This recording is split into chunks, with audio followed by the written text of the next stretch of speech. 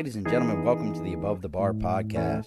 For each week, we belly up to the bar with a new guest, find out what they do, who they are, and what makes them great. So sit back, relax, and enjoy.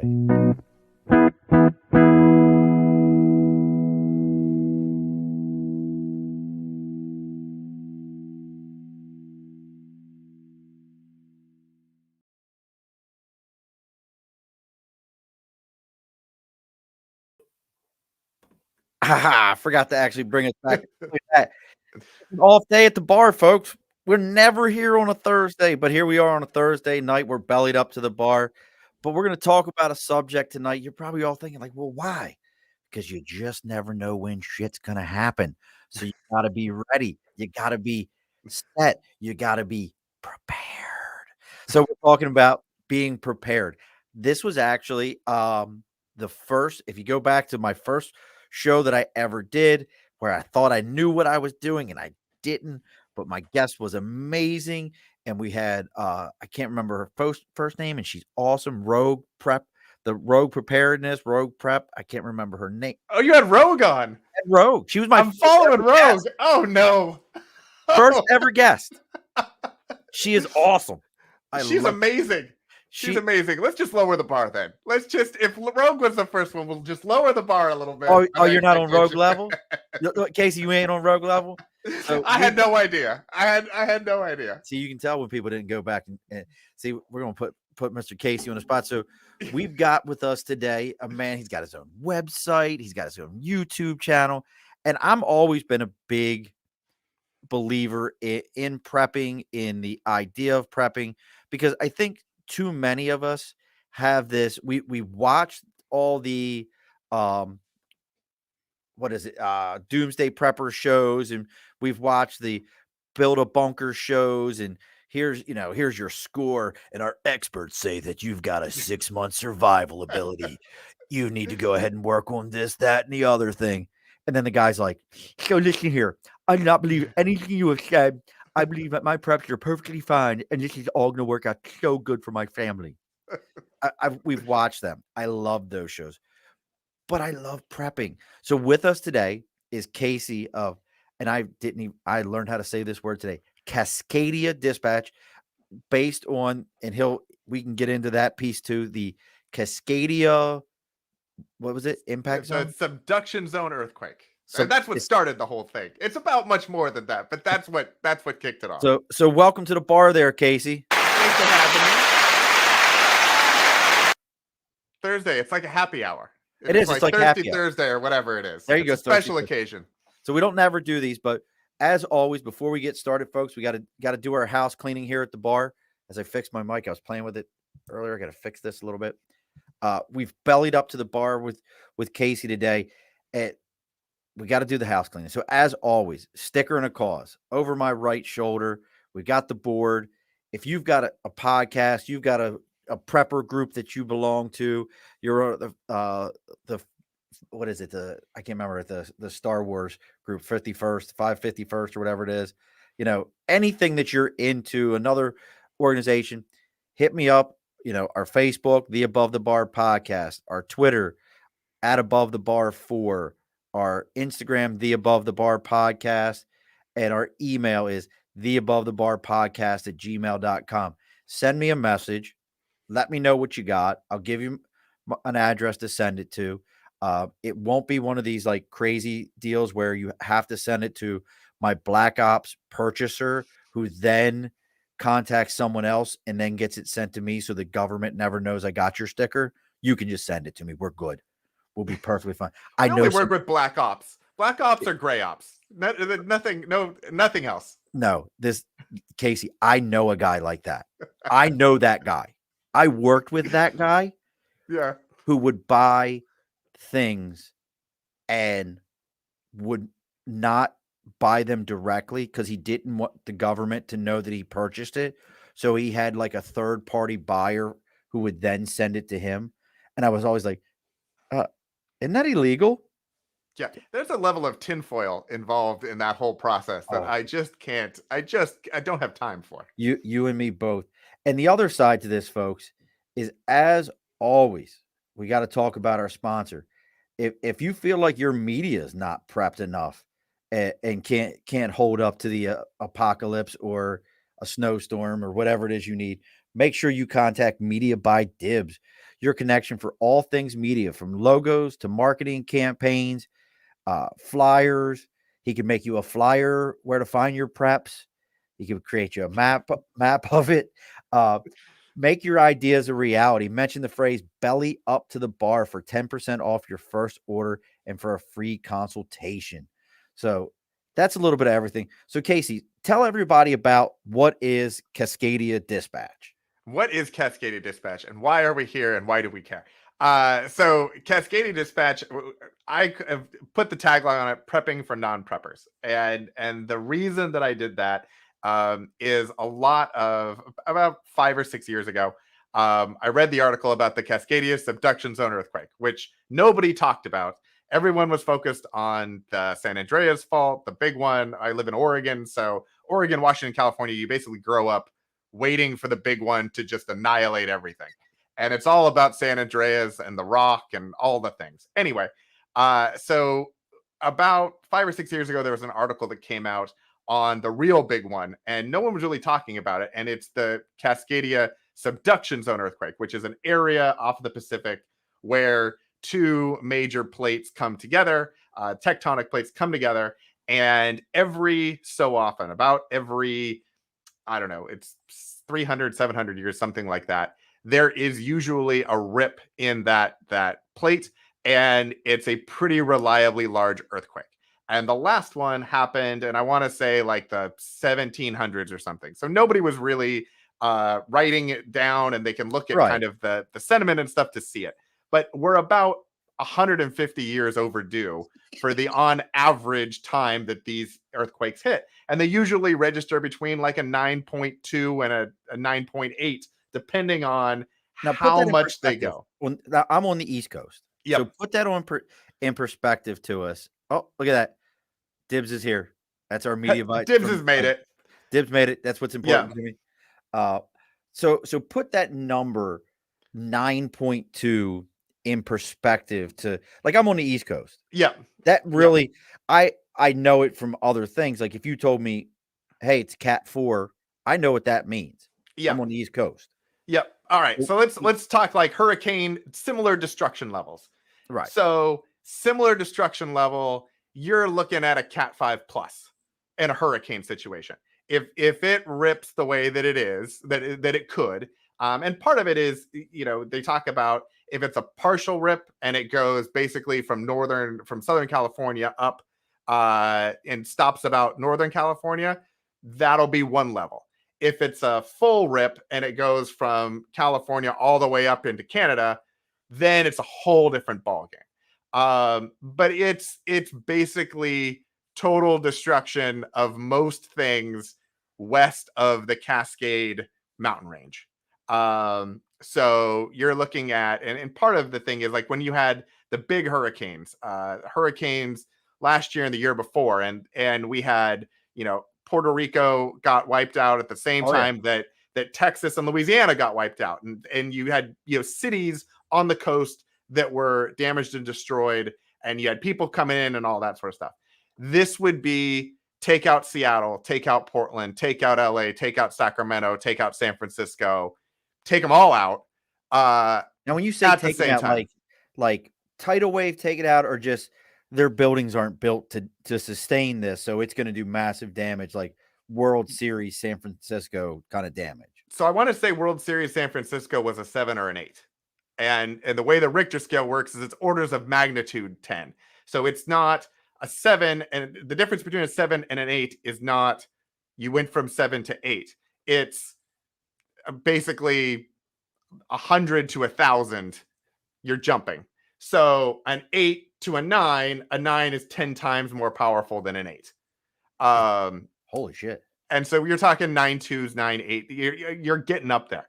The buildings are not meant to sustain it. They're starting to try to retrofit some buildings to manage it. Yeah, but how do you even? I mean, you're.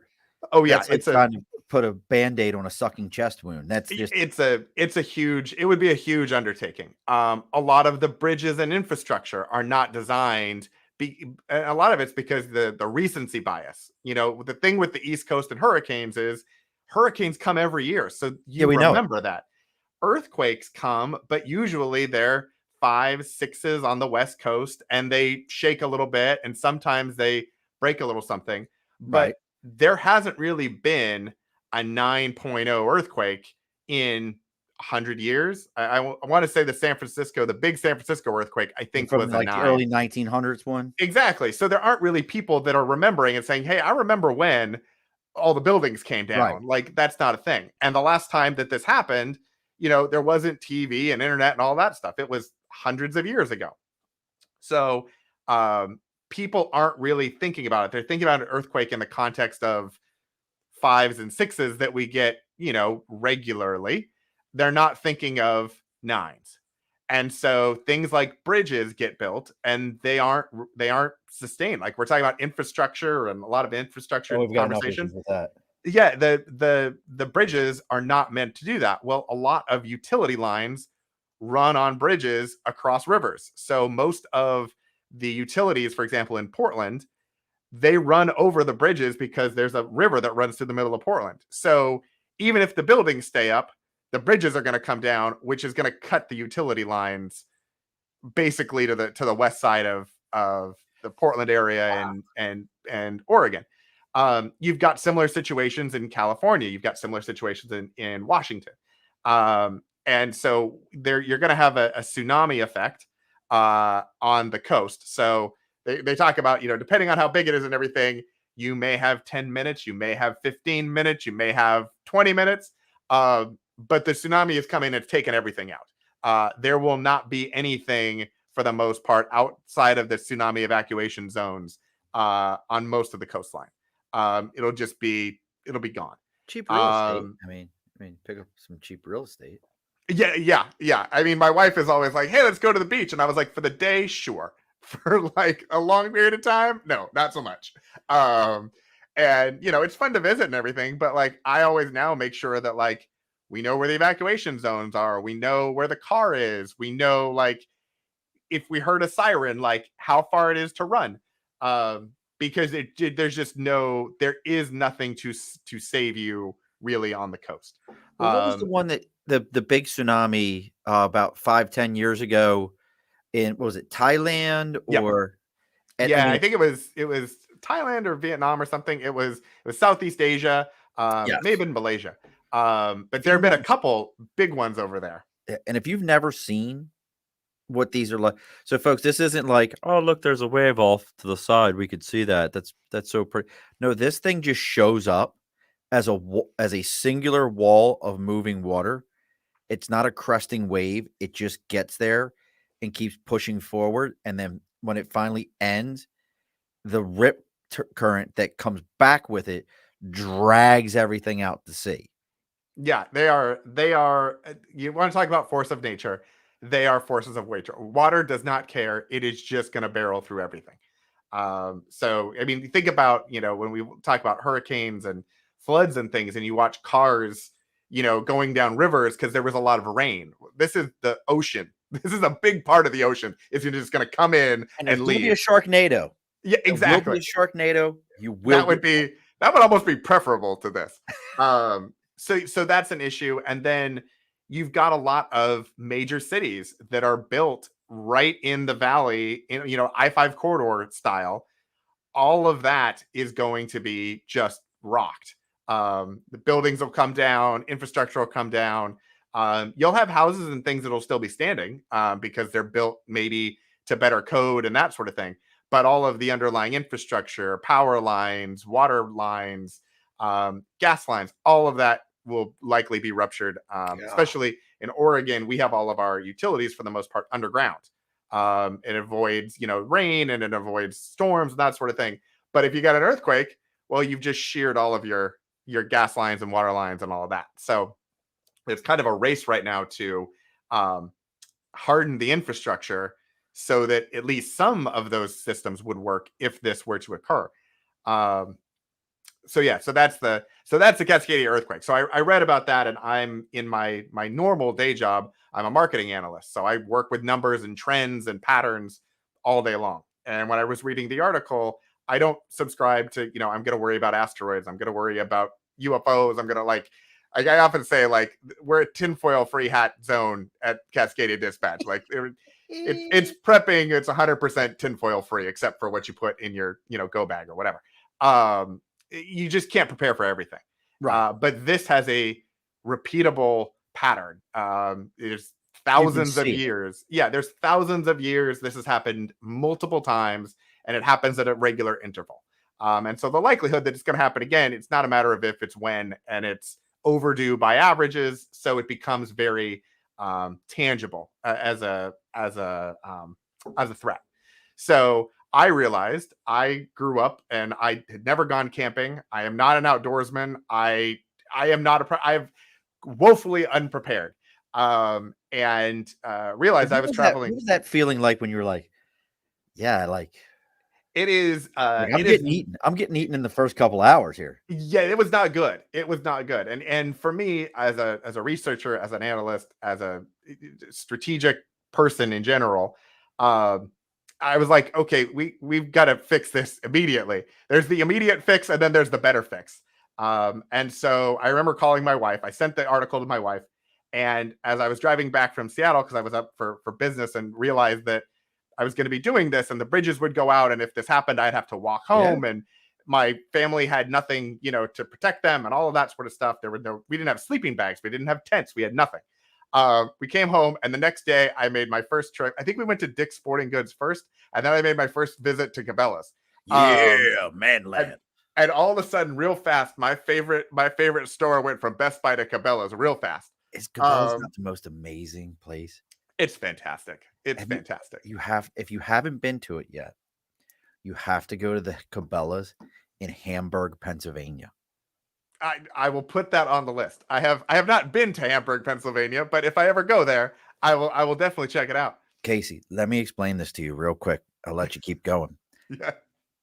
I used to go past this thing all the time. When I was in the Marine Corps, I was in charge of a recruiting command, a recruiting station. That was my territory. And we'd drive past this empty field. And the only thing that was up there was one gas station with a Burger King. And around the corner, there was like a private school and this big ass cornfield. Cabela's came and bought that bitch. There's hotels there. There's McDonald's there. There's like an entire community popped up because this thing showed up. And that one, I don't know about any of the other ones, but that one has the whitetail trophy room that has every single American whitetail trophy, some real and some reproduction antlers in it. Oh, wow. Like shit that you're like, this, like there's one called the popcorn buck, and all over it, instead of it being normal tines, it's like, looks like popcorn had exploded all over his tines. And there's another one called the knife handle. Every single tine is exactly the same height. All the way around. Incredible. It's wild. So go ahead. So you got to go to Cabela's. You fell in love because it's an amazing place, and it's fantastic. Ours has like a whole fish aquarium thing with like salmon and stuff in it, because we're West Coast. It's what we do. So it was basically run out and it was buy stuff. It was, we need sleeping bags, we need tent, we need, if this thing happened tonight, what would we need? Like I said, we didn't go camping. We had none of these things. And then I started researching, and I like to say that I tried to go to the bottom of the internet. I try to do that frequently. When there's something that I just research everything I can find. Oh, okay. I thought that was like some underground like marketing thing. Like, well, if you go to this location, this is a special website just for us extra internet people. No. You got like the dark web and that sort of stuff. But this is more of we refer to it as going to the bottom of the internet, because it's normally somebody will say, oh, I need this, and they Google it, and the first result is what they go with, and that's what they have. For me, it was weeks and weeks and months of just Googling and researching and YouTube videos and trying to talk to friends and find sites that people didn't know about, and what were all the tips and tricks and things. And it's, you initially roll out and you think, okay, there's a checklist. I'm going to get these 10 things and I will be prepared.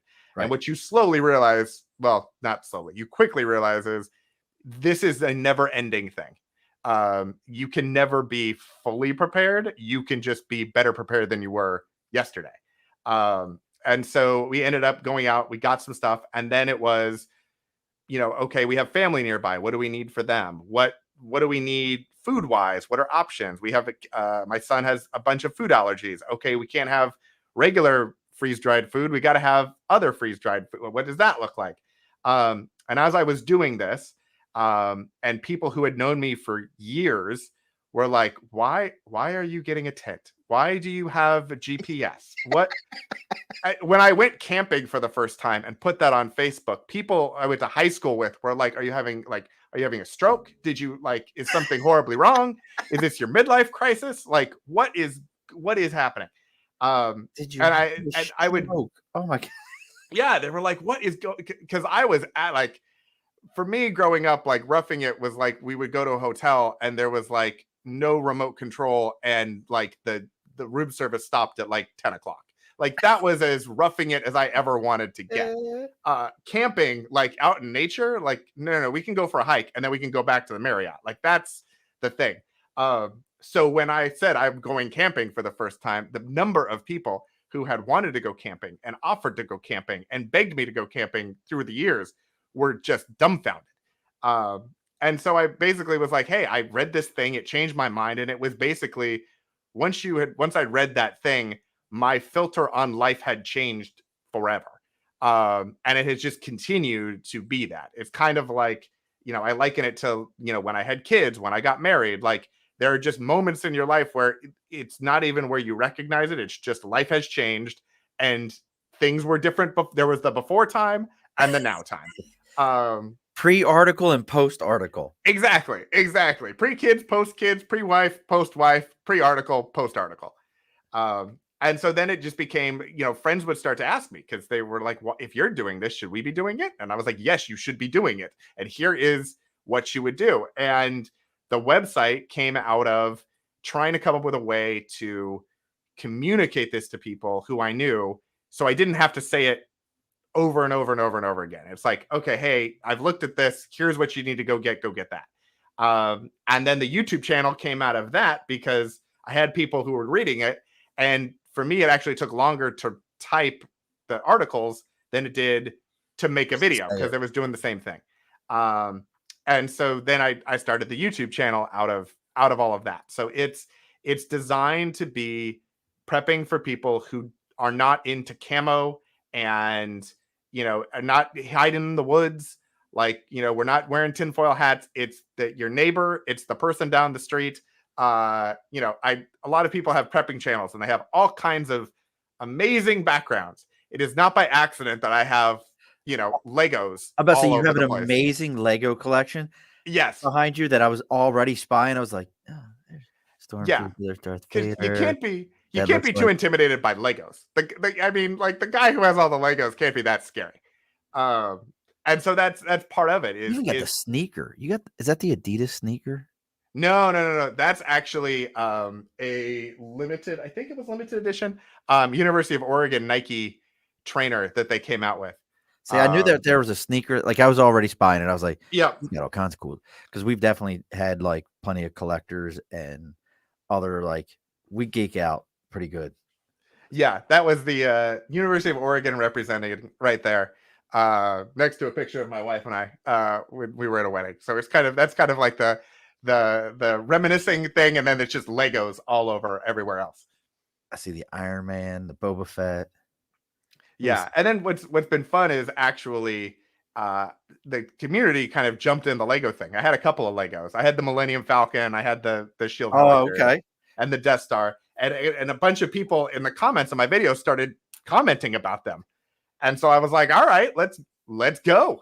And so now every couple of months, I run a poll on the channel to say, okay, what should we change the theme out to? So we just had Harry Potter for a few months, and then they opted for science. So now we've got the fossils and the space shuttle and all of that. And then my kids get to build them all. So they're excited because Daddy orders crazy Legos and they get to build them all. Well, that was something I was going to say. As I'm listening to you and you're talking about these things, you know, we were talking earlier. I double booked. It was my own fault. Just, everyone wants to come to You're a the busy bar. guy. It happens. It happens. Um, but we were talking like, hey, how about, are you available? Nope, can't do it Friday. Going to see the new Eternals movie with the kids. And I was like, this isn't your average prepper. You No. know, we talked about our first ever episode. We had Rogue on. She's amazing, but she is hardcore. When I met her, she was living in the high plains deserts in Arizona, and I didn't even pick up on it till probably a month or so ago. She's now in Alaska Yep. with the Yep. kids, and I'm like, And the it's. milk chickens. If you ever talk to her again, ask her about the milk chickens. I'll have to ask her about milk chickens. I did have to tell her about the garlic because she was planting garlic and she was a little late. I do garlic. I plant about 100 bulbs a year, Yeah. and I plant garlic. And she was like just starting to put it in the ground, and it was after. It was either on the 31st or just after, and I was like, the soil looked great. It was like as black as night, the Yep. soil. But all I could think to myself was, you are a little late getting that in. Like December, like October 31st is the last day you want to put it in the ground, and you want to Yeah. make it sure it's before the ground is frozen, Oh yeah. and then you pull it out 4th of July, right around Yeah. then. But I was thinking about this with you, and I was like, my man is like, he's a geek like me, Oh yeah.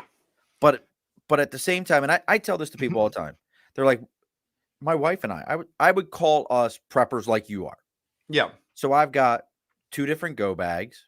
Yep. I've got, you know, plenty of small arms, Hmm. right, long guns, but smaller stuff Yep. if I really, really had to go that far. But I have a generator. And I tell people all the time, you're a prepper. And they're like, no, I'm not. I'm like, yes, you are. They're like, no, I'm not. I'm like, then you're telling me if I walked into your home right now, you have 1 roll of toilet paper, you have 1 can of food, you have nothing else in your cabinets but a singular for that day. And that's the end of it. And they're like, well, no, then you prepped for the week and for other meals and to get yourself ready in case you needed to do something. They're like, Yep. what? I'm like, you're a freaking prepper. That's what humans do. Just some people go to it a little bit more extreme. They're like couponers. Exactly. It depends on the duration and the reason, the eventuality of what you're prepping for. And I think a lot of times people hear about preppers and it's okay, it's in the woods and it's the apocalypse and zombies and everything Yes. else. And it's like, I talk a lot more about, there's snowstorms and blackouts and job loss. And there's a lot of things that are going to happen that are way more frequent and common than an asteroid or an earthquake or a Right. hurricane or something. But if you've prepared for that big kind of next level natural disaster in your area, then likely you will be okay when the smaller things come.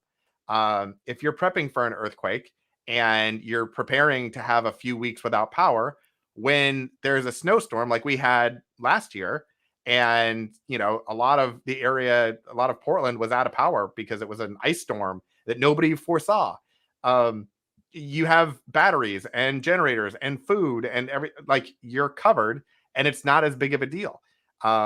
Everybody runs out and goes and tries to get everything, and it causes an extra shortage, which when you had COVID shortages to begin with, Right.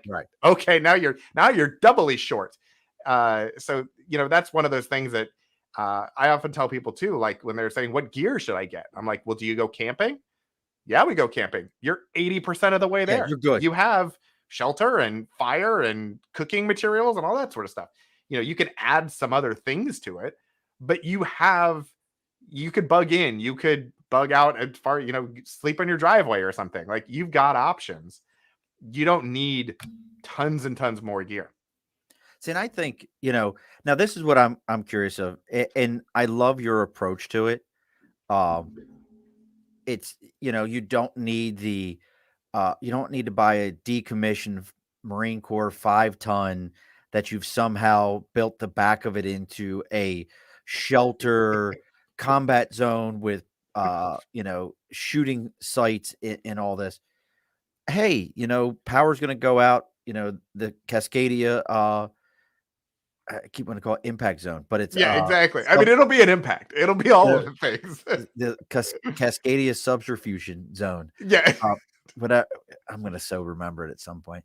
But an event like that happens. That's the type of event that all of the country will, head that direction. Yep. You need to be able to make it 3 to 5 days.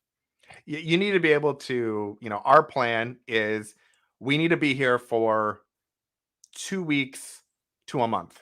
Okay. That depending on, because one of the things that we saw it in action is when the hurricane hit Louisiana and Houston, and it hit a third city. I don't remember which one it was. It may have been Puerto Rico. It may have been that trifecta, may have been another one.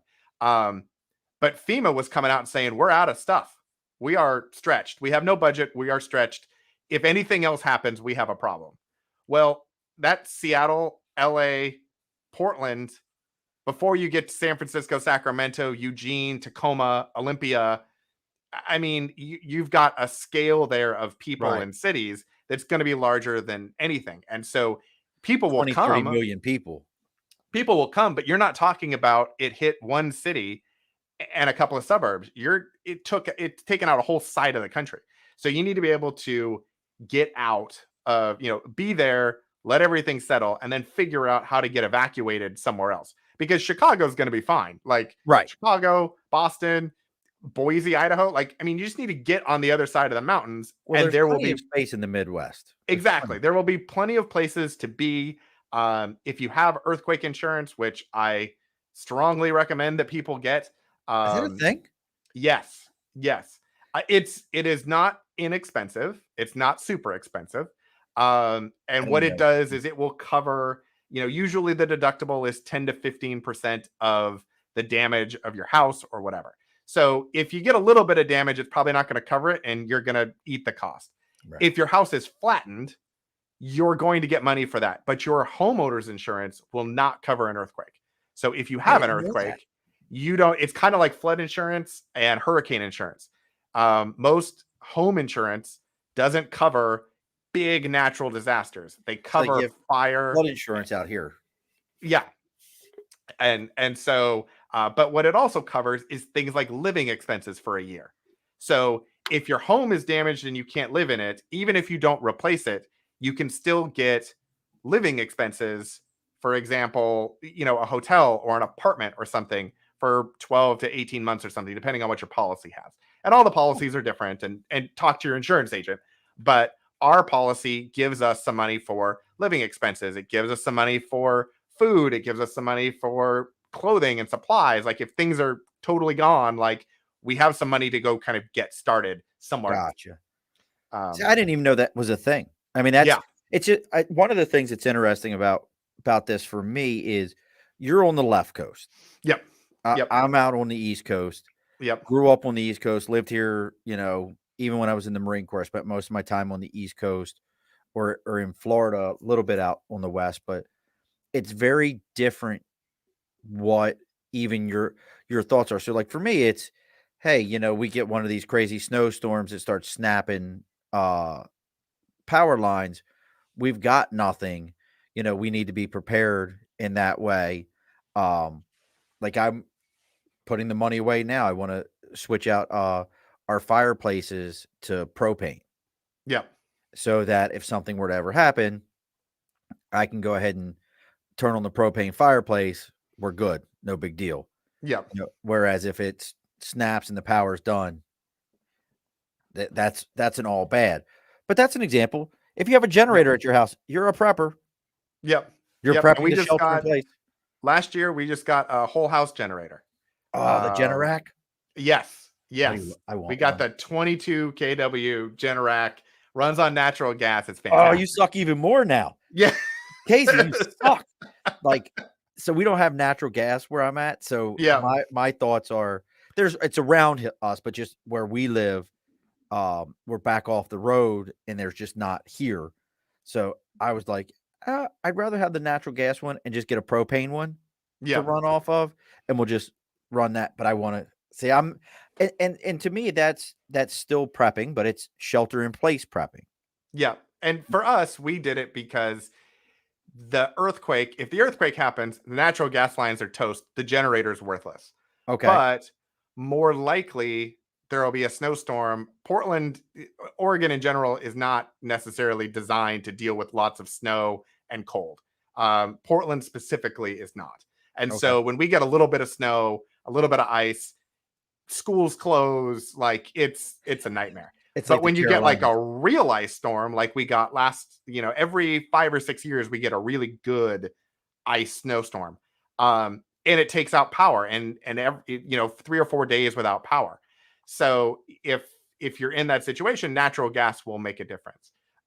There's also a lot of more strain on the grid system, and you've seen it in California with the rolling blackouts and things like that. Well, similar things are being discussed happening in Oregon and Portland, and then possibly up to Seattle and Washington. So if that happens, it's more likely that we're going to get a rolling blackout than we will, an earthquake. But in that case, natural gas will be totally fine. Yeah, you're fine.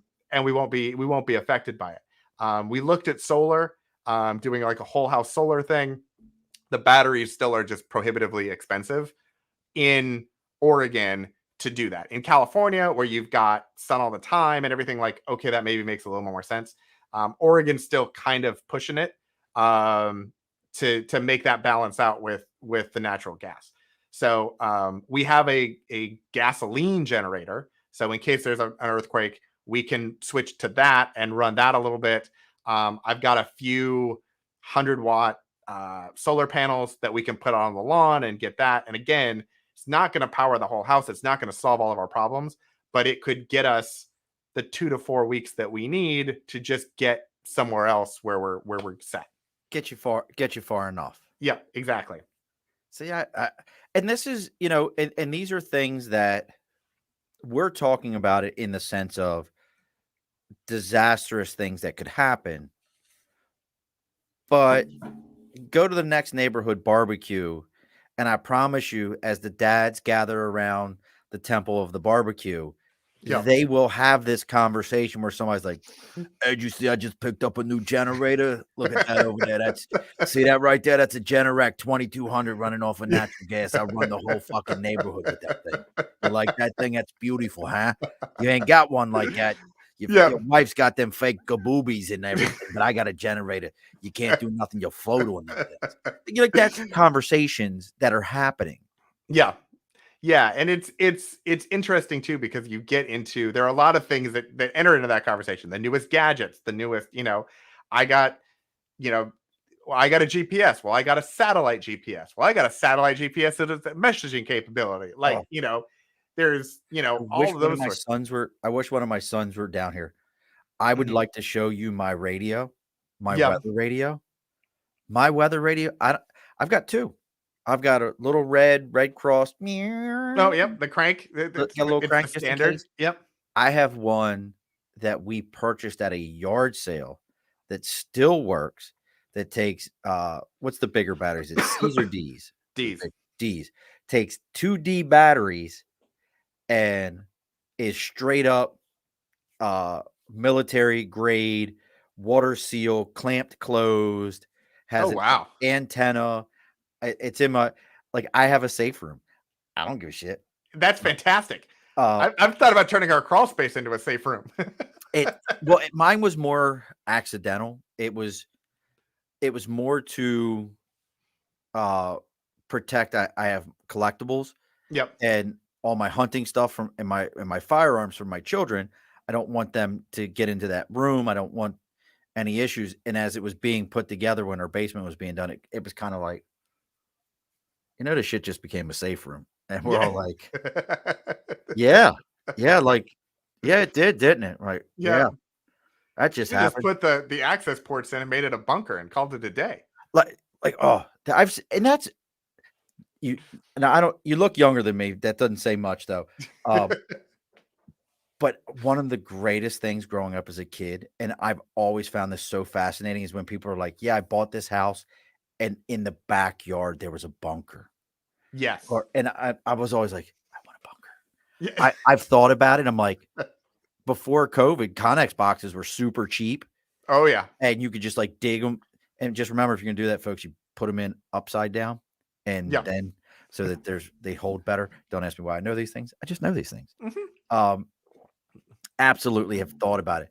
So getting into the prepper gear, though. So some of the stuff Yep. we're talking about is there, like you said, your site, CascadiaDispatch.com. You have the Yep. YouTube channel, Cascadia Dispatch, and Cascadia is here. Well, for all of us that are really getting into prepping, it's Charlie Alpha Sierra, Charlie Alpha Delta India, Alpha Delta India, Sierra Papa Alpha Tango Charlie Hotel. This brings me back to my ham radio class. See, look at that. And then there's somebody told me the other day, I never knew there was a different, like, so there's the military phonetic alphabet, and there's like another one, like I think so. and I think somebody I've said seen a couple of different ones. that's the only, there is no other one. That's the only one. You Yeah. foolish people. There's only one. It's just, don't give me the, I love it when I say Sierra to people and they're like, so it's C. That's when you just hang up the ham radio. You're just like, like, no, we're done. It's like, wow. We're done. I didn't know. But it's definitely here one of those kind of things. So what is something that you know, as people are getting into the prepping piece and they're reaching out to you, they're watching the YouTube channel and all that, there's plenty of things we can always say. Like my son and I, and I'll get you into a debate that my 25-year-old and I just had recently, which I think is a very good debate. But is there any prepper gear that you hear people that they're like, so I just went out and I bought fill in the blank, and you're like, why would you, where did you see that this was a good idea? And they're like, oh, I saw it on, an On infomercial YouTube. or YouTube or yeah, exactly. On YouTube or something. Is there anything out there from that standpoint where you're like, don't buy this? This is a horrible idea. Yeah. So I don't know that there are things that I would say if somebody is, especially someone's just starting. There are things that I would recommend. There are things that I think are better priorities than others. If you think getting something and you have a reason to have it. I think a lot of times people say, oh, I got this, I got a GPS, I got a Garmin Explorer Plus GPS system with satellite. It's got satellite text messaging. And people are like, why would you have that? And I was like, well, because our family is close. And if the phone lines go down, we can use the satellite to communicate and at least let everyone know where to rendezvous. And we can still communicate with our out-of-state contact. And they're like, but that's really expensive. And I was like, well, that's why I got the text messaging and not the sat phone, because it's less expensive per month. But for me, it's insurance. It's a cost. Some people might think it's crazy and we'll just walk and it'll be fine. So I think to everyone, there is a certain personal spin that they're going to put on their preparations. What is most important to them? What makes them feel the most comfortable? Those sorts of things. There are things that I have. What's the ridiculous thing, Casey? Don't get. Oh, there's many. There's many ridiculous things. I want to hear the one that you were like, why? Why? You're concerned about flooding, so you bought candles. Explain this. Exactly. So I'll tell you, some of mine. A lot of mine have come from buying something, thinking it was a good idea, trying it out, learning about it, and then being like, "This, I wish I had not done that." Like one of the things was I got a Forerunner for a car a few years ago, and I wanted to get one because I wanted the off-road capability and all of that. I had to figure out how to make the finances of it make sense, and then because I was working, I was able to get it part of the business, and it made a whole lot more sense. But I decided I was going to get new wheels because I liked them and I thought they were cool. I had a whole plan for like all the things. I was going to get a second battery. I was going to get a lift kit. I was going to get bumpers and all these sorts of things. But first off, I got the roof rack and I got wheels. And I wished if I could go back and talk, like, don't get the wheels. Get the bumper, get the lift kit. Don't get the wheels. The wheels were not, because now I'm like, when am I going to get the other thing? Couldn't afford nothing else because the wheels. Exactly. I was like, why did I do that? The other things were things like we needed to store water. And so I got Aquatainers, and everyone talks about Aquatainers, and you see them now. What's an everywhere? So there are these cubes for holding water. They're bright, they're dark blue. They sell them at Dick's Sporting Goods. They sell them at the agricultural stores. They sell them at Cabela's. They sell them everywhere. And they're meant to have water, and you can unscrew the top, and it has a faucet on the end of it. They're really handy. They're 7 gallons.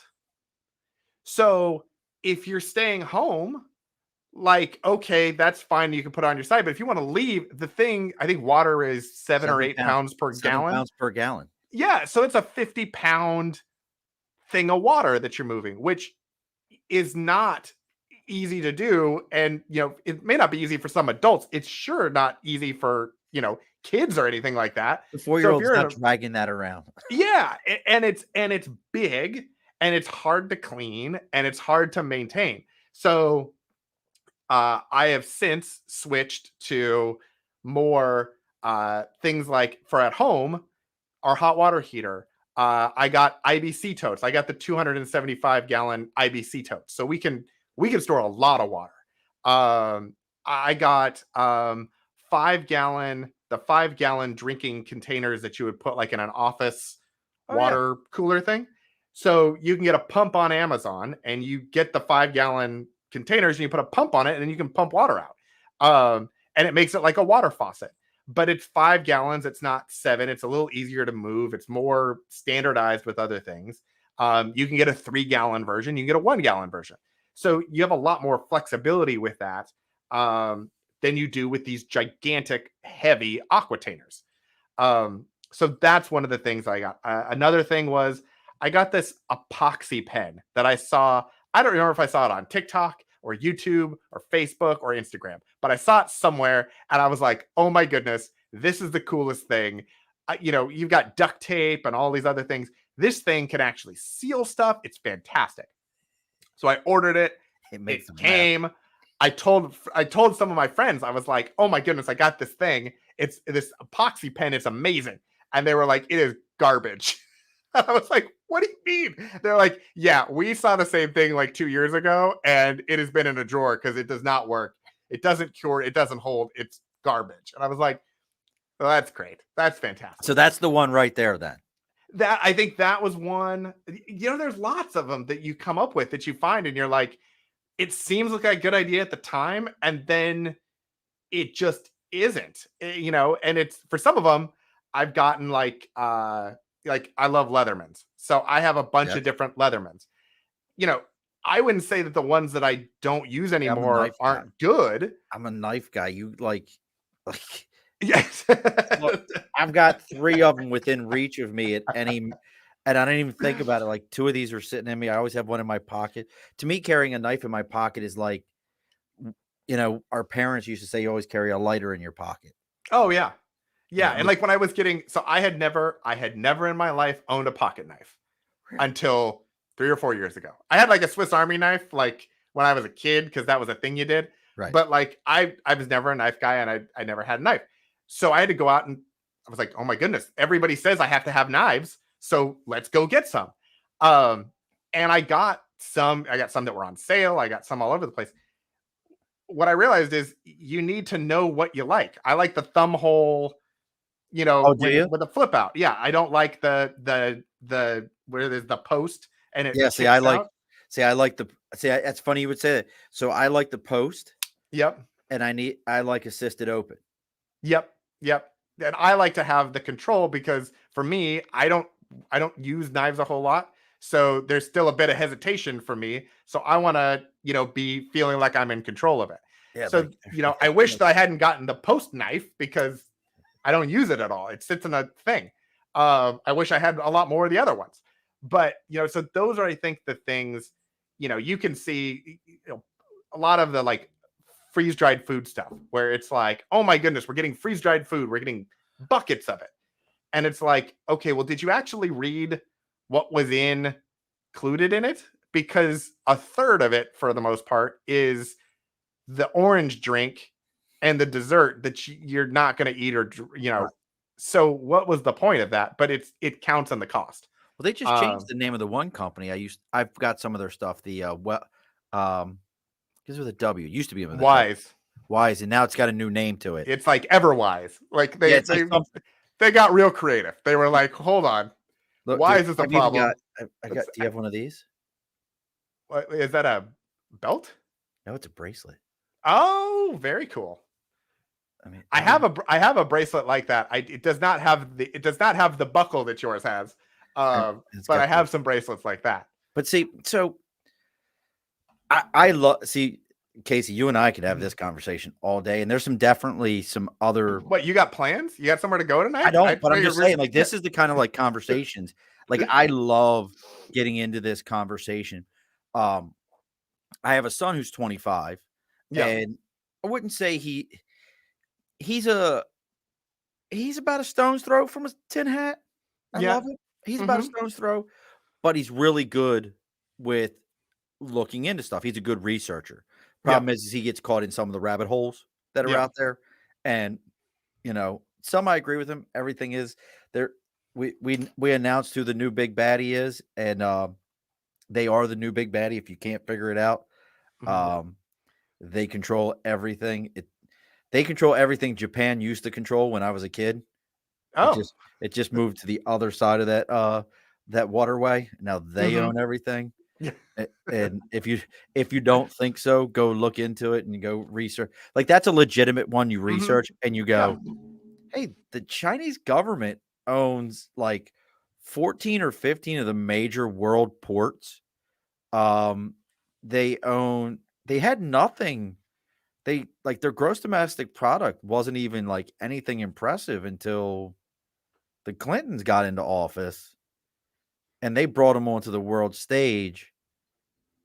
And that's that's why we have the problems we have now. If you look into it, it's like ridiculous. You're like, so my son gets caught into that one, but he gets way deep into it, like way deep. And I'm like, not everything was them. Most of it today is, but not everything. So we did have this interesting conversation. So I don't know Oregon laws. I don't know what your firearm laws are. I do know you have a tropical rainforest in Oregon, though. You do have a rainforest. Do we? Oregon has a rainforest. Yes, absolutely. You have a rainforest. It wouldn't surprise me.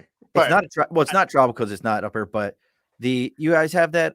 There was even a TV show where the guy lived out there for a while.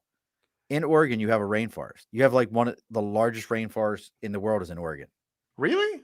Yeah. I mean, it rains a lot, and we have forests. Yeah, I did not know that we had a rainforest. Let's see if I can, if Dibs can get to it before I can, because I know he's still watching. Oregon, rain. Oh, you guys are playing Ohio State this weekend. No, we're playing Washington. We already played Ohio State and beat them, and now we're ranked fourth. Yeah, the Valley of Giants. I have no idea where that is. It says the Valley of Giants covers 51 acres, and you'll find it's about 31 miles east of Lincoln City. The stunning. It's in it's on the coast. Yep, the stunning little temperature rainforest gets about 180 inches of rain every year, and it's full of towering western hemlocks and Douglas firs. Oh, wow. All right. Well, that's cool. I mean, coming over the coast, it's always kind of cloudy and misty and everything, but there was a rainforest. There you go. The things you learn from people who aren't from Oregon. That's fantastic. But so we were talking, my son and I, and one of the things that came up was right firearm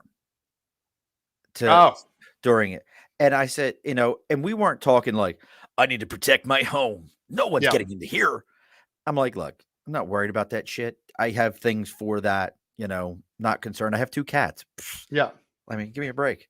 But we were talking from sustaining food, hunting standpoint. And he was like, he really was like, Dad, I think the 20 gauge shotgun makes more sense. You can buy a rifled slug for that. You can buy small shot for it. You're not going to run out as much because not as many people are going to buy a 20 gauge. Everybody thinks they need the 12 gauge pump. They need that thing. Where we talked about it. I said, son, I still believe in, for that aspect, the 22 or the 17. And we both had good reasonings. And what it came down to, I know where I kind of stood with both of them. One of them, I was like, if I'm staying home, that one makes more sense. If I've got to travel, this other one makes more sense. Do you get into the firearm side of it, or is it kind of like, man, I'm going Daryl Dixon, all about the crossbow, I like landmines.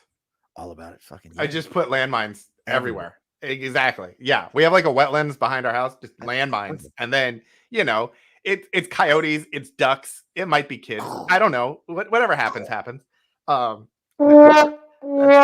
entertainment purposes only, we do not have a wetlands behind our house. Anyway, But there so are landmines. yeah.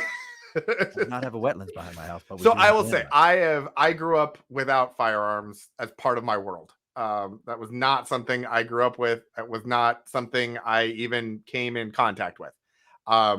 This is part of the evolution. As we're talking about camping, when we have that other conversation, I mean, whoever's head had not exploded because I went camping. When we had the other conversation, absolutely heads exploded. But I have friends who are NRA instructors and ex-military and that sort of stuff. And so for me, it has always been just like with everything. I always think that a lot of people want to be the smartest person in the room, even though they don't know what they're talking about. They just want to be the smartest person. And sometimes being the smartest person in the room is knowing who the smartest person in the room is. And so I've gone to those people and said, okay, these are the scenarios. What do I need to do? What do we need? What does it look like? What's training? What's safety? What's all of those things? Fill it in. And they're the ones that spend all the time testing and doing all that sort of stuff. I don't talk about it really on my channel. Because it's just not a thing that it's one of those things that, because it can be emotionally involved for people, tends to put people off if you're trying to be, as Urban Prepper and I refer to ourselves, like prepping for beginners. It's the Fisher Price of prepping. It's the My First Prepper. It's that sort of thing. My little prepper. Yeah, exactly. Like a lot of times when I would go to I go to a channel for prepping, and they would be talking about food preparation, and they'd pull out 18 guns behind themselves, and you're like, I was curious about your canning process. I don't. What happened here? This is a different thing. And so, for my channel, I always try to just, like, it's an unspoken thing that certain people ask me privately, separately, and I'll talk to them about it. But it's not something I talk about on the channel because it becomes a thing. And I'd rather people hear the everything else and then go find their friend that does that than look to me for that sort of thing. And I'm not in any way qualified to speak in any sort of expert way on that subject. Answer my question. Yeah, Answer my question, Casey. I have people that I talk to, and those people answer my question. Settle the debate between me and my kid. I told you, landmines. Landmines. RPGs, bouncing something betties. like that. There are bouncing betties and toe poppers everywhere. Look, if you could hunt a deer with a 22 or a 2, again, look, I've said I'm not an expert, and you look at me like I'm silly. So here's you could use like a rifle, and then you're like, okay, that takes the deer down. If you use an RPG, it's already cooked. I'm just saying, I'm about You're not wrong. It's already jerky. You can carry it everywhere at that point. You're not wrong. Well, because our conversation my son was like, hey, the 20 gauge shotgun. We were just talking about it. I was like, that's great if I'm staying home. Yeah. Like, it's a perfect thing. Like, if, hey, situation dictates we're going to stay in one location, I'm going to walk out in the backwoods because we live on 3 acres and we have another large piece behind us. Hey, that's fine. But if I know I've got to like hike out, 20 rounds of 20 gauge weighs a heck of a lot more than 50 rounds of that 22 that I can knock down squirrels and rabbits. Oh yeah, all day long. Yeah, 22. I mean, even when there were shortages of things, you could at least usually find some 22. You could find shotgun ammo. I found that way more easy at places than I could any sort of rifle ammo, anything. Oh yeah. But you could get a whole lot more 22 ammo when you were buying it than you could anything else. Well, everyone So thinks that they're going to be sniping people off of their roof. Stay away from my stuff. I'm going to snipe everyone off my roof. No, you're not. yeah, No, you're not. I subscribe to the yellow jacket theory when it comes to that. So there's the gray man theory, which is okay, you want to blend in and you want everybody to to just not even see you. And I Okay. think that's a great strategy, and in a lot of ways I am fully on that. And in certain situations I prefer the yellow jacket theory, which is yellow jackets and other animals have bright colors on their bodies to let predators and other animals know that they are not tasty, that they are not fun, and everything else. So in that situation, I want to look like I could snipe someone from across the way. I don't want to, I don't plan to, but if someone is walking down the street thinking, oh, I am looking for food, I want them to look at our house and I want them to look at another house and I want them to think that that other house is probably the better option than our house. So that Um, explains the 10-foot fencing with barbed wire, double fence that you sent me the picture of out front of your house, exactly. Yes. which was Yes. very odd in a residential prefab community to You have know, that. you don't see that at the Home Depot, You but you can don't. order it online. I mean, it's there. I mean, it's an option for you. That's so great. Um, but yeah, and I think that's and a lot of the people that I talk to, it's about deterrent. It's some Right. people want to go out and they just want to in the apocalypse. We're going, I'm taking your stuff. Like I just want you to leave me alone, and I Right. want to go somewhere else. Well, that's the other side to it is, let's be honest here, folks. You've watched a lot of movies. Yeah. March 20th told us everything. You bitches ain't ready. You're not prepared. You're scared. I went to BJ's. My wife and I were like, well, we got plenty of stuff at the house, but we'll go pick up some extra stuff just in case. We normally buy fresh vegetables and we have a garden outside, but we'll pick up some canned stuff just in case, things happen. Yep. Standing in the BJ's line that looked like something post Second World War Germany trying to, get a meal. I'm like, what is going on here? Shelves just like ransacked. And that's why My I yeah, believed him. my first videos that really I mean, I've been doing my channel for a few months, and then the first COVID case in the US was in Oregon. And Oh, it was that the started. nursing home was in Oregon? Yep, it was in, well, there was nursing home in Washington, and there was also a nursing home in Oregon, I think. A Okay. teacher. And the hospital that they went to was about 2 miles from our house. It's by the Chipotle that we go to all the time. So the teacher was at one of the local elementary schools. There was a whole, I think it was a teacher. I don't know if it was PE teacher or not, but it was some sort of a teacher with one of the local school districts, and it became everywhere. And what I started to see was people posting that were out, starting to post the lines on Facebook. Oh, People yeah. starting to back up. People, and so I was like, well, I'm just going to go see what it looks like. We're good on food, but I'm just going to go see what it looks like. And that's when I started posting videos of walking through the stores and the empty, and that's what I went from a couple hundred subscribers to 3,000 subscribers to 5,000 subscribers, like off of those videos and the follow-up videos and some of that. So that really kind of kickstarted. So if you can find a pandemic and you want to start a YouTube channel, like that's your thing. That was the okay, now we have to stay ahead of the horde. We have to stay ahead of the people who are out there trying to. So what do we have? And I have a PDF, on my website and stuff that's kind of this inventory assessment, just designed for people who don't have anything or don't know where they start. Where are you? What should you get? What are you trying to do? It just organizes your thoughts a little bit. And we went through it, and it was kind of an exercise of, if we have to quarantine for 2 weeks, if the kids get it and then we get it, we're quarantined for 4 weeks. Like, do we have enough food to do that? Because at that point, nobody knew, Right. could you even go out of your house? So I went to the grocery store and we filled in all the slots, and I've made a new kind of version of it that's going to come out in a couple of weeks. That's a lot more in depth, and it's based off of everything that we did kind of in that time period. That I wish I was writing stuff down and taking notes and things, and so we did that. But the empty shelves were crazy, and then it was, well, the children's medicine is selling out everywhere.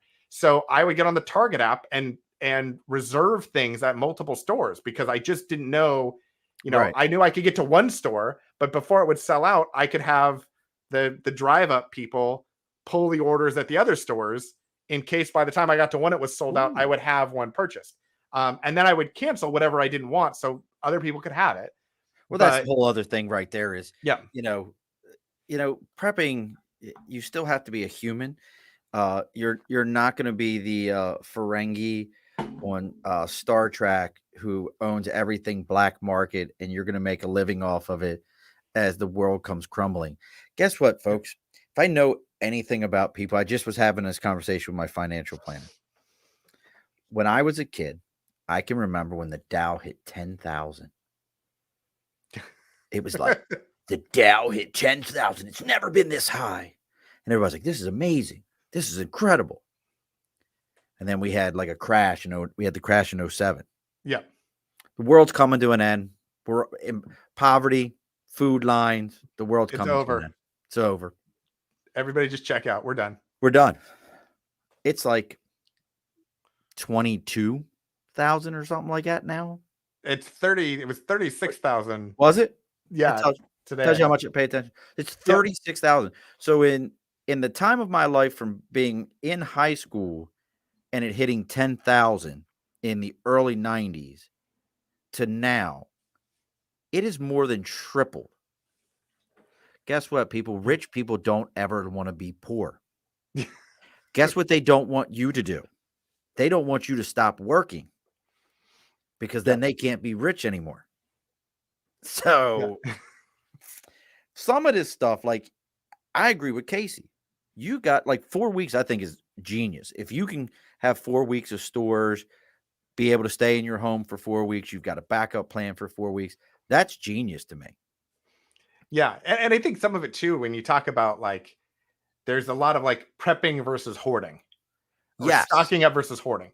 And a lot of people, when people would go out and buy stuff and you're hoarding and you're this and that. And I think some of it, to your point about being human, it's okay. If I know that something is running out and I can get there first, then I can secure that for my family, because at that point, the most important thing is my family. Right. So, it's not something that we like to talk about, but okay, if I get there first or you get there first, somebody's going to get the thing. And so let's get the thing. But I don't need all the things. I just need as many of the things as I think I'm reasonably going to use before it expires or runs out or whatever. So it was the thing with like the kids' medication. People were buying whole shelves. It's like, I don't need 40 boxes of children's Advil. Right. I need to make sure I have one box of children's Advil or maybe 2 boxes because we're going into cold season and I have 2 kids and I want to make sure that we have that. I think that's the thing. It was like toilet paper. Like people were going nuts with toilet paper, and it's like, okay, like you're not wiping your ass that much. Well, and it's the thing about it's the panic of, because there were moments that I was even like, oh my goodness, should we have more of this? Should we have do we have enough? And like I've done the math and figured out like, okay, we don't need more, but there's a certain amount of, if you don't think it's going to exist, trusting in your calculation and just general, I think, human nature about scarcity. And we would go out, like we had Clorox wipes. We go to Costco and we get the Clorox wipes. But when you couldn't find Clorox wipes, I was like, oh my goodness, do we have enough? And so every time I would see Clorox wipe on a shelf, even though it was limit 1 and everything, I would get one. Right. Because I was like, I don't know, like we're using them. I don't know when they're going to be available. But then when they came back into stock, okay, I wasn't buying pallets of, I'd see people sell pallets of hand sanitizer. You're like, why did you do that? Right. You're not going to use it. You're just doing it to be a douche. Keep it from other people. Like that's not reasonable. Well, they had a guy out here in New York um, get himself in a fair amount of trouble. I don't remember what the final charge was, uh, but he was like the little 99-cent bottles. He Oh was yeah. selling like for $10, $20, whatever it was. I don't remember, but he got. It was funny to me is he got hemmed up for price gouging, but we've all been like the big boys have done that to all of us plenty enough times. Oh, sure. And I I think haven't had there's a good good tank of gas since Katrina. yeah. Yeah, I mean, and some of that will happen, and there's supply and demand and all that sort of stuff. I always think it's interesting, like when you go on Facebook Marketplace and people are just screaming, like when PlayStations and Xboxes are out, and somebody went and stood in line and got one or Right. whatever, and they're selling it for 10 or 20% more than what they paid Oh, for how it. dare you! You suck. You're You're bullshit. evil. You should give it's like you should give it away. Like, wait, What? no, they you don't have to buy it. Like it's not something you have to do. It's Right. not even something that you should do. But like you don't have to scream about it makes no sense. Yeah. They're not And keeping a kid's cancer medicine from them. exactly. And I think things like when hand sanitizer you can't find anywhere and we're in a pandemic, like okay, that's a problem if you have bought all the hand sanitizer and you are now selling it for 10x what you paid for it. That doesn't make it that's not okay. And it's kind of one of those things of like free speech and yelling fire in a At a movie in a theater? theater. It's like, yeah, you can say all the things, and unless you're putting other people in danger, unless you are, not being a good person, Yeah. Yeah, it's there's a not like you're line. raising the price of an EpiPen 7, 8 times its price that could cause somebody to lose their life. Yeah, I mean, come on, that would be silly. That would That be would be crazy. Who would silly. do such a thing Yeah, and get away with it yeah, while your parents are senators and congresspeople or whatever they were? Who yeah, would do such a thing? yeah, yeah. It's just crazy. I mean, I don't have a tin hat, I promise you. I That's okay. promise you, sir. I have health insurance and one of those copay cards. Yeah, So we have a zero out of pocket for EpiPens. I see yeah. the EOB. I'm like, how did they bill the insurance company that much? But Dude, I look at some of that and I'm always like, like I said, I retired out 20 years in the Marine Corps, so yeah, that's where mine came from, and I look at some of those things and I'm like, that was one of my preps. yep. I say it all the time. That was a prep for me. Oh yeah, I'm going to spend this 20 years. I'm going to do this, and this piece is going to come to me, and that's a prep for me. exactly. And it's fantastic and well earned and well deserved. But those are the things, and we're going to put a bow on it here soon. And I'm going to get you. I want you to come back. Yep. I think a cool idea is if we could get you to come back, and maybe we could do, because this one I wanted to talk about just to introduce all 4 of my listeners to you. Yeah. Yeah.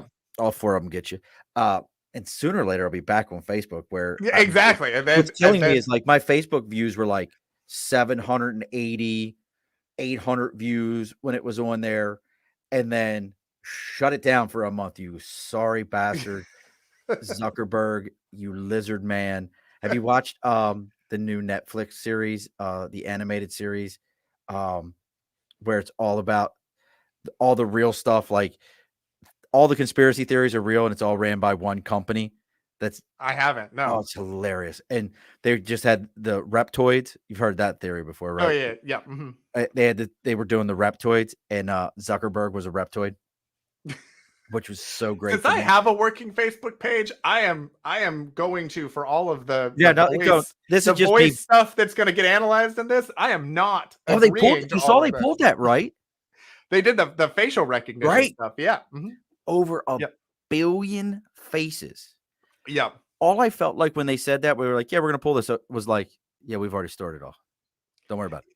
That was with the one of the crypto channels that I watched. That was their take on it too. They were like, Oh, really? they're just gonna, they just put it on a different thing. Yeah. Um, Like, we don't have this anymore, guys. see, one of the things I think is interesting is I work with a lot of companies that marketing data and stuff, and everyone's concerned about marketing data. And I will tell you, working with some amazing marketing companies, the amount of data that they have, the amount of people that are actually looking at that data and doing any sort of analysis on it is so small. It Oh, is really? remarkably small. Now, things like facial recognition of Facebook, like, I mean, they have engineers and stuff and they've built their business on it. But a lot of people that are concerned that, okay, if I go to this website, now I'm getting this crazy ad and they're following me and all this stuff. Like, a lot of that stuff is just automated stuff based on your preference, because people that see that and are interested are likely going to want that thing in the future, and it increases conversion rate. There isn't a guy sitting in the basement looking and being like, well, Johnny did it. Like, that's just not like, there aren't enough people to do that. That's the GPS trackers in the shot. Yeah, exactly. It's like, I watched this guy, and he was another service member. He's like, look, I was in the Gulf War. We had some of the highest speed GPS Blue Force trackers, and I know exactly what he was talking about. That you're supposed to be able to track where each other is, where other allied nations are. Was this a guy on TikTok? Yes, and he went through the whole thing, and he's like, we couldn't find our own people. I'll be damned if they're putting something in you that they can find you. It was like, exactly. And that's like, I think the thing is, like, people think that there's just these amazing conspiracies to get all of your stuff and track you and find out. It's like, first off, you have a phone right in your pocket. They found likely always. If anyone wanted to do that, like, you're already signing up for that. So the fact that, like, you went to Bed Bath & Beyond and then you got a Bed Bath & Beyond coupon, Bed Bath & Beyond doesn't care that you went home first or anything else. They got a beacon that you went to their store, and they got a beacon that you were on Facebook. Like, that's what they got, and they sent you an ad. And by the way, you then spent money at Bed Bath & Beyond, and it worked. Haha, look at that shit. Exactly. Yeah. Dumb, you big dummy. Yeah. It worked. But, and these are, we're kind of touching into the very fringe preppers. We joked around. I got a guy I used to work with, love him to death. He was a good dude. He definitely was that guy that I told you he had a guy he would contact and tell him what he needed. And that guy would go buy his preps for him and then send them to him so that he felt the government couldn't track him. And in my mind, I was always going, but bro, doesn't that guy have a record of what he sent you? Yeah. So he knows who to send what to? Like, it doesn't make any sense. Like, well, and it was also like, what? Okay, let's say the government knew that you liked red towels from Bed Bath & Beyond. What do you think they're going to do with that? Like, they're not going to sell towels anymore? Nope. They're only going to sell blue towels? They're going to confiscate red towels for some reason because they ran out at the pool? Like, what? That's another thing I've never fully understood. Is there some things that people, think they're going to get taken away, and there's some validity in some of that. But then it's things like, it's Toys R Us. Like, do you really care that Toys R Us knows that you like McDonald's? Like, what are they going to do with that information? Well, Toys R Us probably could still be in business if they knew I liked McDonald's, but you know what? That also is a thing too. They probably would have if they had the marketing plan. If they had better marketing. That was that was an amazing store when I was a kid. Like that was a store you're like, Mom, I want to go in there. No, we ain't going in there. We're not going in there. Because you would see because we had like KB toys on the East Coast. Mm-hmm. I don't know if that was a national. We had KB and we had Toys R Us. So that's what we had. We had KB and we had Toys R Us, and like KB would have like some great stuff, and you'd be like, yeah. But KB was like the convenience store of toys. Yeah. And there was always like just so much crap on the floor because somebody had knocked over something and you couldn't get up and down the aisles of KB because they were so packed. Yeah. But you went into Toys R Us and that was like Macy's of toys. You were like, this is amazing. And you would go in there, be like full blown displays of your favorite stuff. And you're like, I've got to have that. And it had a smell to it. It did. Like Toys R Us had it. There was a Toys R Us smell. And when you went into Toys R Us, you knew that you were at Toys R Us. It smelled like pool cleaner because they sold pool care stuff there. Yeah, yeah. And so it was a whole experience. Yep. And then they just decided to go into massive amounts of leverage debt and not actually do anything online well. Which is insane. Yeah, and then they had problems, but now they might be back, or they might be part of Target. Who knows? Like, it Well, that's keeps the other changing thing all is the time. companies buy, they just want the name. It's Oh yeah, give me the name. It was like, you know, you look at some of these restaurants, like one of my favorite restaurants. We're done talking about preps for a minute, folks. We're gonna yes, talk about other bullshit because we're gonna geek out for a moment. We got about another 10 minutes we're gonna geek out for here, maybe a little longer, who knows? yeah, But like one of my favorite restaurants growing up as a kid, I recently looked it up. One of my favorites growing up as a kid, and then another one that we loved, I found out wasn't the name that I thought it was. So loved Farrell's, it was called growing up as yes, a kid. You had Farrell's? we did the ice cream place. Oh, bro. Yes, but it You was just old became like on school. you just got into my MySpace 5. Like, look And, at you you. know what? I'm me and Tom were right there. Oh, But I there was only one location, and it was like on the east side of Portland, and so we were on the west side, so we never really went. oh, Like, the we went maybe once or twice. Golden Ring Mall But was our only one. yep, Amazing birthday parties, yep, great ice cream. There's like one left in the entire country. I looked it up not long ago, if it still even made it through COVID. yep, There's one left. Waffle fries. yep, They had an amazing taco salad. yep, And when I was a kid, I used to get their hot fudge sundae, and you could ask for extra hot fudge, and they would get me these little metal cups full of yep. like, oh, it was amazing. They had like a huge sundae too. That was like the organ Yes. grinder or something, and it was just gigantic. And it was like everyone should eat this thing, and people would just hurt themselves trying. Yes. And So on the yeah, way out, and it had an old school candy shop, was at least ours was, when you left. So you went through like an old school, like with jaw break, like the oh yeah, big ribbon crazy, candy and all the stuff. yeah, the big crazy jaw breakers that like no one could ever finish. And yeah, that was that one. And we had a place called Bob's Big Boy. And Bob's Big Boy, I found out by going to Ohio, is actually another, its real name is like Freioff, FREIO8FF, some shit like that. But they're a chain. But we had one of them in Baltimore, and it was called Bob's Big Boy. Yep. And it was the same damn restaurant. And I found out well into my almost 40s. I saw one. I'm like, oh, look, it's a Bob's Big Boy. And then I pull up and I'm like, that's not Bob's Big Boy.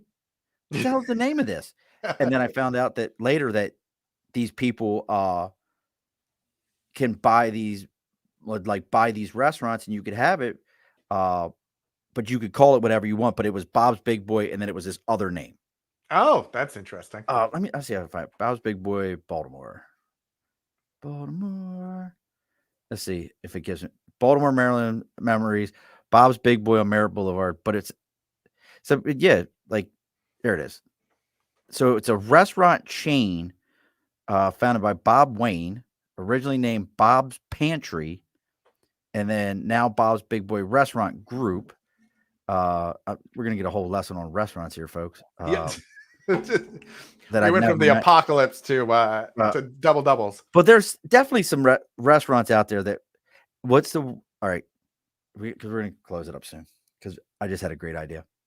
Yeah, well, you're on the East Coast. I'm on the West Coast. My wife is like, "Are you gonna have dinner anytime tonight?" Like that's the text message that I'm getting right now. That's so awesome. Tell her to relax. have dinner before tomorrow's breakfast. Tell her relax. We got Yeah.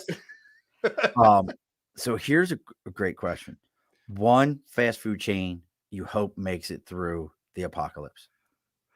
Oh, that's a tricky one. That's a one? tricky one. You get one. See, one, I don't know that. I mean, one, you got to go with like a staple or something. But one. Yeah, I don't know. I'd have to go with like Baja Fresh or Chipotle or something like that.